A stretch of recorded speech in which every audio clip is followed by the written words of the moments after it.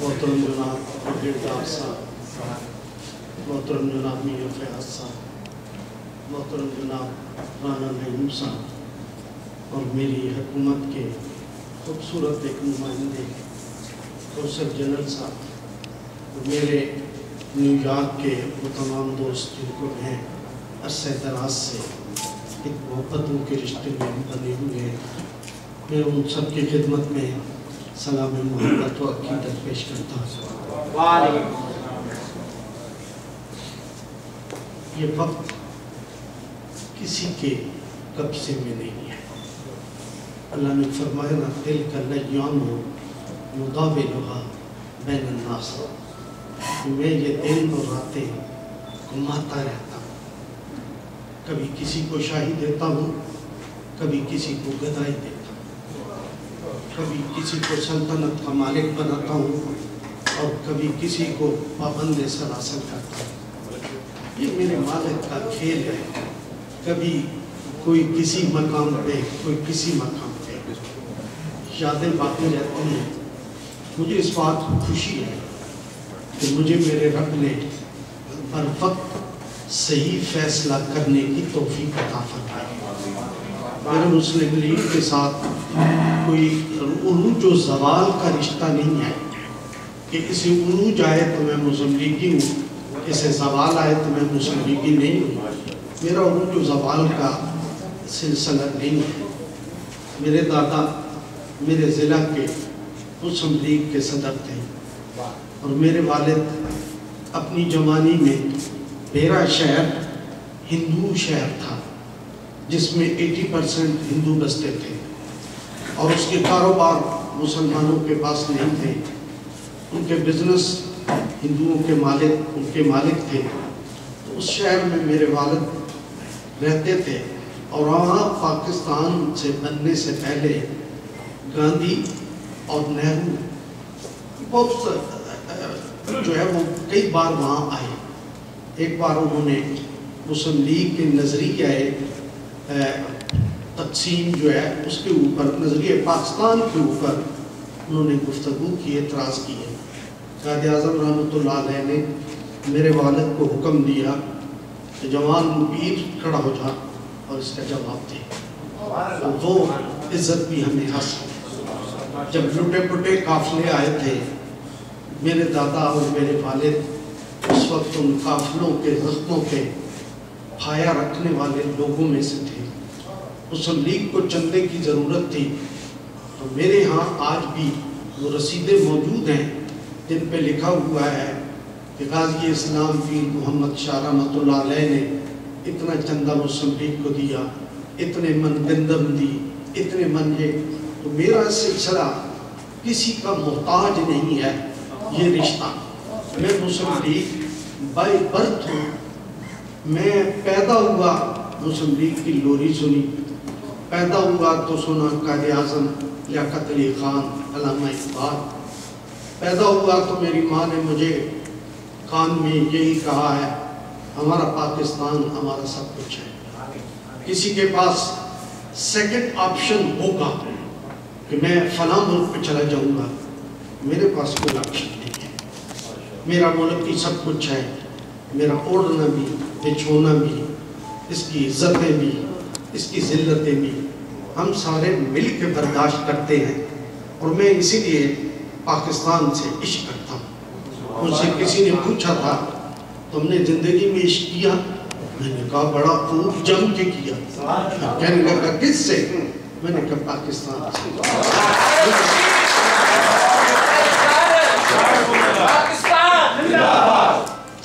تو اس لیے میں جن دوستوں نے ان چیزوں کا تذکرہ کیا ان کا شکر گزار ہوں۔ میرے لیے ان کا بولنا اور پھر اس انٹرنیشنل سٹی میں اتنی بڑی محبتوں کا اظہار کرنا یہ کوئی چھوٹی بات نہیں ہے۔ میں تہہ دل سے ان کا مشکور ہوں۔ میں نے آج جو کل رات بات کی تھی کوئی بات دوبارہ دہرانی ہے۔ میں نے کل یہ عرض کیا تھا کہ پاکستان کے حالات کو سن کے ہم پاکستانی بھی، ہمارا بھی پتا پانی ہو جاتا ہے، لیکن وہ جو باہر بیٹھے ہیں وہ بہت پریشان ہوتے ہیں۔ پاکستان میں کی دھماکہ ہوا تو یہاں کے لوگ اداس ہو جاتے ہیں. وہاں ایمبولینسوں کی آوازیں کانوں میں پڑتی ہیں، ہمارے دوست پریشان ہو جاتے ہیں کہ یہ کیسا ملک ہے جس میں اپنے اپنوں کو مار رہے ہیں. بہت پریشانی ہوتی ہے، بہت تکلیف ہوتی ہے. میں نے بہت سارے ملکوں میں مجھے جانے آنے کا موقع ملتا رہتا ہے. میں پاکستانی ہوں، وہ جو باہر بستے ان سے زیادہ میں نے کوئی اداس قوم نہیں دیکھی جو پاکستان کے لیے ایک ایک لمحے کے اوپر جو ہے ان کی جان جاتی ہے. اس لیے میرا دل کرتا ہے کہ میں وہ پیغام نہ دوں آپ کو جس پیغام کے بعد آپ کی اداسی میں اضافہ ہو. آپ کو وہ پیغام دوں، آپ کو وہ باتیں بتاؤں جس کے بعد آپ کو اداسی نہیں خوشی. وہ میں نے جنگ عظیم دوم میں ایک نازیوں کا ایک کیمپ تھا جس میں یہودیوں کو قید کیا گیا تھا اور ان کے اوپر بڑے ظلم ہوتے تھے، بڑی زیادتی ہوتی تھی. مارا جاتا، بھوکا رکھا جاتا، پیٹا جاتا، جلایا جاتا، بہت ظلم، بہت زیادتی. اور وہ اس کیمپ میں بہت سارے لوگ تھے، ہزاروں کی تعداد میں. وہ سارے مایوس ہو گئے. اب ہماری زندگی کا کوئی آنے والا دن روشن نہیں ہوگا، ہمیں مرنا ہی ہے، ہمیں ذلیلی رسوائی ہونا ہے. تو حوصلے پست ہونے لگے.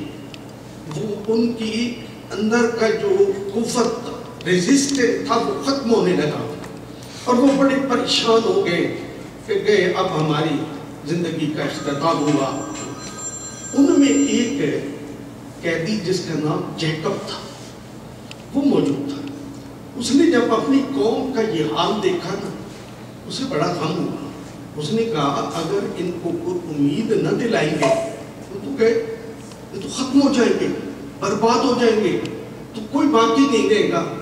تو اس نے ایک اپنے سے کہانی گھڑی اور ایک ساتھی سے کہا کہ تمہیں پتہ ہے اتحادی فوجی آ رہی ہیں؟ نہیں. اسے کہا تمہیں کہاں سے پتا؟ انہوں نے کہا میں نے ایک ریڈیو رکھا ہے خفیہ، میں شام کو اس کی خبریں سنتا ہوں. تو وہ بتا رہے تھے کہ اتحادی اب جرمنی کے بالکل قریب آ گئے. یہ خبر اس نے دی اور یہ خبر ٹریول کرتی کرتی پورے اس کیمپ میں پھیل گئی. ہر آدمی کا چہرہ روشن ہو گیا، ہر آدمی خوش ہونے لگا. اس کے اندر ایک نشاط پیدا ہو گئی، ایک اندر قوت آ گئی اور وہ سارے جو مایوسیوں کا ڈھیر رہتے وہ اٹھ گئے، بیدار ہو گئے، جاگنے لگے، ہمت کرنے لگے. جرمن لوگوں نے، فوجیوں نے دیکھا، انہوں نے کہا ماجرا کیا ہے؟ یہ اس طریقے سے پہلے مرے جا رہے تھے اور اب جو ہے یہ ان کے اندر ایک نئی رونق آ گئی ہے. انہوں نے تفتیش شروع کی. تو تفتیش کرتے ہوئے انہیں پتہ چلا کہ یہ وہ شخص ہے جیکب جس نے یہ خبر پھیلائی ہے اور یہ کہتا ہے کہ میرے پاس ایک خفیہ سپیکر ہے، ریڈیو ہے، اس میں میں خبر سنتا ہوں BBC کی. وہ مجھے بتاتی ہے کہ اتحادی آ گئے ہیں، وہ بالکل دروازے پہ دستک دینے والے ہیں. انہیں بڑا غصہ آیا. انہوں نے اس کو پکڑ کے پھانسی کے پھندے پہ لٹکا دیا اور اس کو قبر میں دفن کر کے اوپر لکھ دیا جیکب دی لائر، یہ جھوٹا جیکب ہے. وقت گزر گیا، فوجیں آ گئی، حملہ ہوا اور وہ سارا جو وہ کیمپ تھا اس کے دروازے کھول دیے گئے، غلامی کی زنجیریں ٹوٹ گئیں اور لوگ جو ہے وہ آزاد ہو گئے. اب وہ سارے لوگ اس جیکب دی لائر کی قبر کے اوپر آئے اور انہوں نے آ کر اس سے یہ کہا کہ تم نے اس مایوسی میں جو چراغ جلایا وہ کام آ گیا. ہم یہ کہتے ہیں Jacob the leader of truth. Jacob وہ نہیں ہے جو جھوٹ بول گیا. جیکب تو ایسی ابدی سچائی بیان کر گیا جس کی وجہ سے آج ہم آزادی اور زندگی کی نعمتوں سے مالا مال ہو گئے. میں یہ جانتا ہوں میرے ملک میں ہر روز بم پھوٹتے ہیں، میرے ملک میں معصوم بچے چیتھڑے ان کے اڑتے ہیں. میں یہ جانتا ہوں میرے ملک میں بے شمار ایسی بچیاں ہیں. ایک حافظہ وکیل فدہ بچی ہے جو امریکہ انگلینڈ سے پڑھ کے واپس گئی اپنے ملک میں اور اس ملک میں جا کر اپنے ملک کے قانون کا دفاع کرنے لگی، اس کے بھی چیتھڑے اڑ گئے۔ میں اللہ کا شکر اس بات پہ ادا کرتا ہوں کہ میرے مالک شکر ہے ہم وہ لوگ نہیں ہیں جن کے اوپر جانوں کے قرضے ہیں۔ قیامت کے دن میرا مالک پوچھے گا فدہ کے قاتلوں تمہارے دامن کے اوپر اس کا پاکیزہ خون ہے، اس کا میں جواب دوں۔ میں یہ فخر کرتا ہوں کہ میں اس جماعت سے ہوں، میں اس طبقے سے ہوں، میں اس مسلک سے ہوں جس کے دامن کے اوپر کسی بے گناہ کے خون کا ایک چیٹا بھی نہیں۔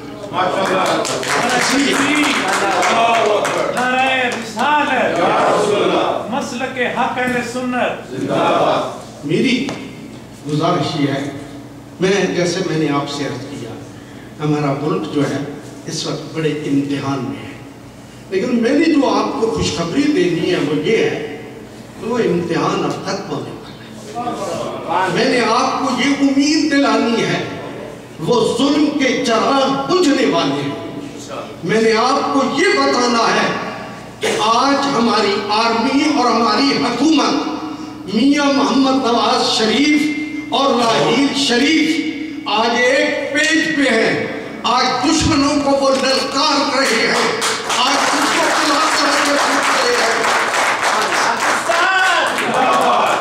صدا سلامت پاکستان۔ اس لیے حضرات محترم میں آپ سے امیدیں شیئر کرنے آیا ہوں، حوصلے شیئر کرنے آیا ہوں، آپ کو اس مشکل امتحان کے ختم ہونے کی نوید سنانے آیا ہوں کہ پاکستان کے حالات بدلنے والے ہیں۔ میں ہمیشہ آپ دیکھیں نا، کچھ آپ نے کوئی دوائی بنانی ہو، کوئی آپ نے بسکٹ بنانی ہو، کوئی آپ نے اور چیز، اس کے انگریڈینٹس ہوتے ہیں، وہ لکھے ہوتے ہیں اس میں یہ، اس میں یہ، اس میں یہ، اور اگر یہ ساری چیزیں ملے تو بسکٹ بن گئے، اگر یہ ساری چیزیں ملے تو یہ چیز ہو گئی۔ میں اسی طرح کہتا ہوں میرا ملک، میری قوم غبی قوم نہیں ہے، میری قوم وہ قوم نہیں ہے جو دنیا میں نکبوں میں جس کا شمار ہوتا ہے۔ ہمارے وزیر اعظم نے ہماری کیبنٹ میں ملائیشیا کے ایک وزیر ہوا بازی کو دعوت دی کہ آپ آئیں اور ہمارے پاس آ کر ہماری کیبنٹ میں ہمارے وزراء کو، ٹیم کو بتائیں کہ آپ نے ملائیشین ایئر لائن کو کس طرح درست کیا، اس کو کس طرح زمین سے اٹھا کے آسمان پہ لے کے گئے۔ وہ جب وہاں پہنچے انہوں نے گفتگو کی، آدھا گھنٹہ پونا گھنٹہ ان کی گفتگو جاری رہی۔ جب وہ اختتام کرنے لگے تو کہنے لگے جناب وزیر اعظم آپ نے حکم کیا، میں آ گیا، آپ نے کہا گفتگو کرو، میں نے کر لی، لیکن ایک بات آپ سے کہتا ہوں، آج ملیشیا جو چمکتا دمکتا آپ کو نظر آتا ہے نا، اس کے ہر ادارے میں دوسرے یا تیسرے نمبر کے اوپر پاکستانی بیٹھے۔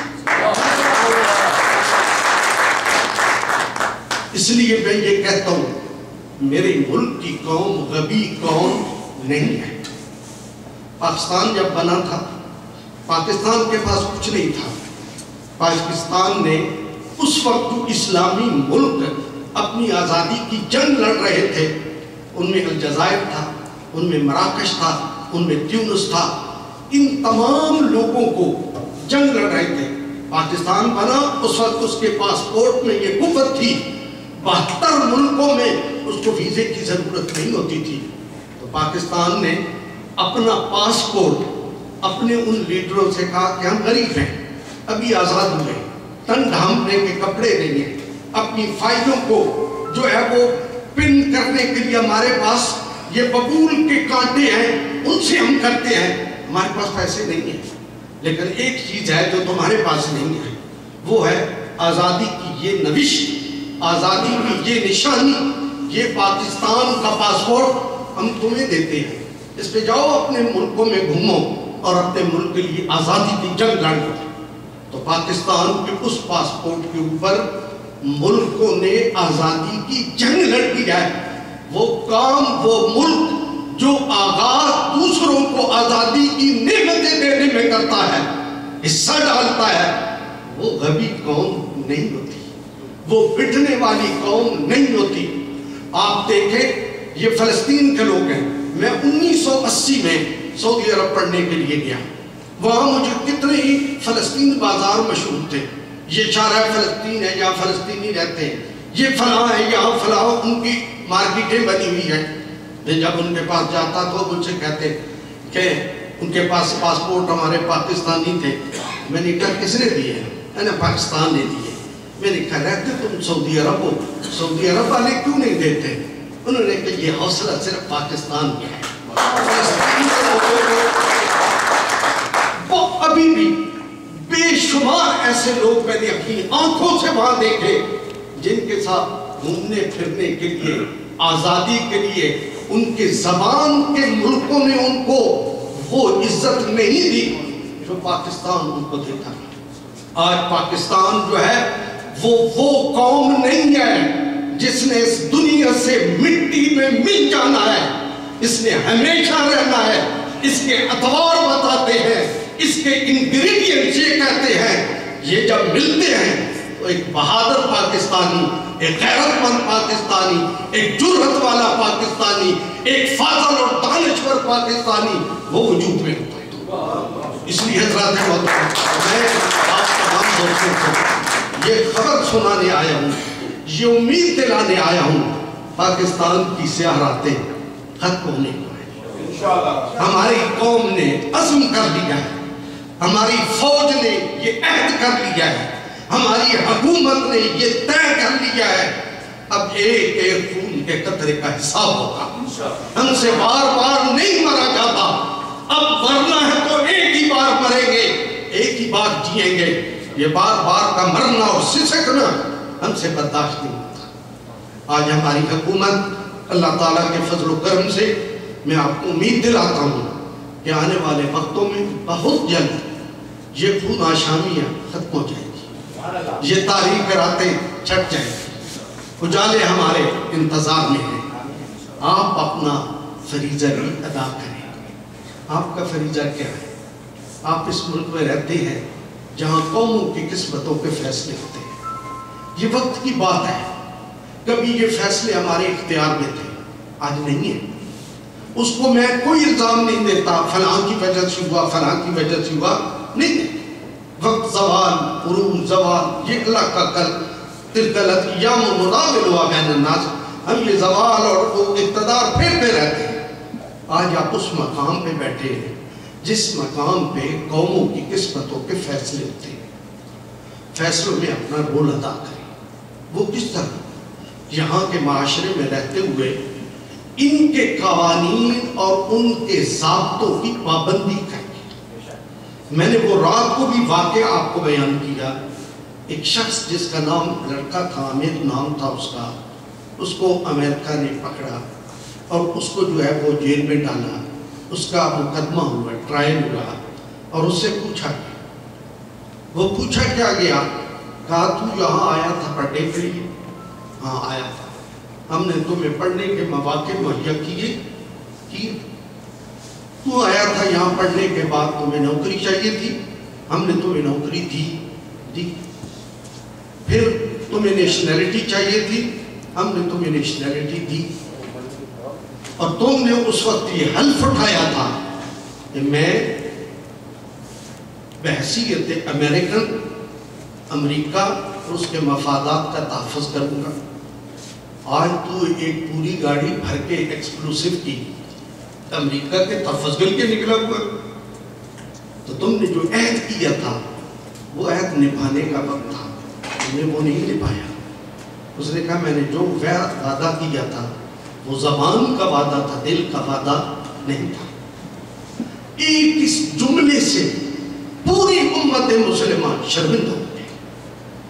کیا قوم ہے کہ فائدے اٹھاتی جائے، مرضی کی نعمتیں حاصل کرتی جائے، گرین جو ہے وہ اس کو کارڈ اس کو چاہیے، اس کو اعلیٰ ڈالر چاہیے، اس کو پیپسی برگر پسند ہے، اس کو جہاں رہنا ہے امن و امان میں، لیکن اس ملک کے ساتھ وفاداری نہیں کرتی۔